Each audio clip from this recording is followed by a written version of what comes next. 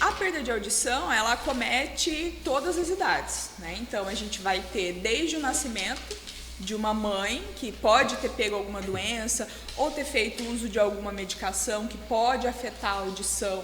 E aí a criança já nasce com uma perda de audição. Certo. Tá? Então, desde criança até adulto. Então, acontece do nascimento, a criança faz o exame, teste da orelhinha, que é um teste de rastreio, para saber se existe alguma perda de audição.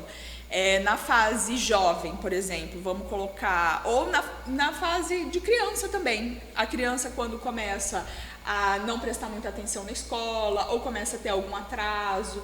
Criança pequena também, atraso na fala, né? Então, os pais têm que ficar atentos a esses sinais, né? O desenvolvimento, ele tem que correr normalmente. Quando tem alguma coisa que está impedindo aquele desenvolvimento, é importante fazer os exames para poder detectar. Fase adulta, né? Então, a gente pode perceber, adulto, quando é exposto a muito barulho, ruído, né? Ou então Tipo uma máquina, assim, trabalhando. Máquina, trator, sei lá. Trator, então, isso aí, quando é exposto a ruído, é uma perda auditiva induzida por ruído, que a gente chama de PAIR.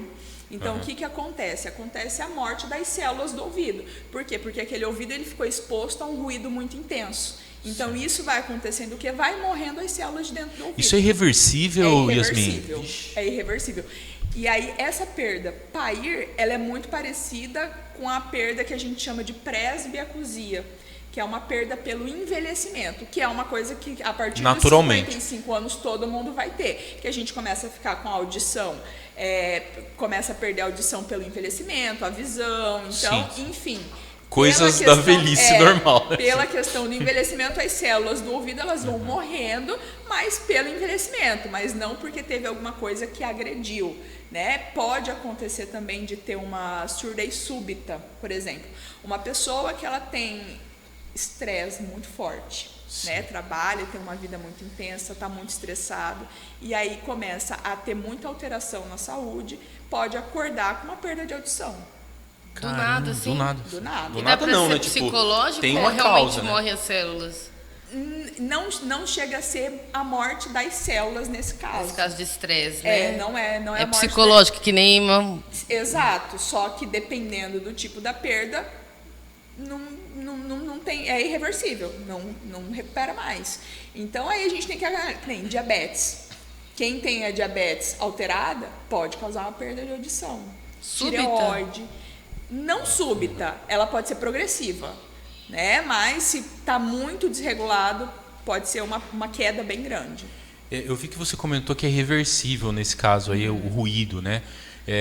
Quando você diz irreversível, quando a gente comenta irreversível, significa que nem aqueles aparelhos conseguem reverter isso de alguma forma, a pessoa realmente perde a audição mesmo. Perde. O aparelho auditivo, ele vai corrigir, é que nem o óculos. Quando você tira o óculos, você volta a não enxergar. Sim. É a mesma coisa do aparelho. Então, a pessoa que tem uma perda de audição não volta mais. Então, o aparelho ele é um paliativo. O que ele faz? Ele vai ajudar a pessoa a ouvir melhor. E a gente tem que lembrar que o aparelho auditivo ele é um dispositivo eletrônico. Ele não é igual ao ouvido que Deus deu pra gente. Por mais que ele tenha uma tecnologia... Tem a qualidade e tudo mais. O chip dele é um nanochip, é a tecnologia suíça, dinamarquesa.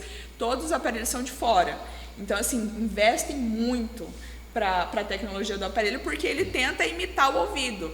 A gente tem habilidades que o cérebro faz com que a gente localize o som, que a gente compreenda o som. Nossa, com certeza. Então, o próprio aparelho, ele tenta fazer isso, diminuir o barulho, direcionar para a fala, mas a gente precisa entender que o ouvido que a gente tem, por isso que a gente precisa preservar.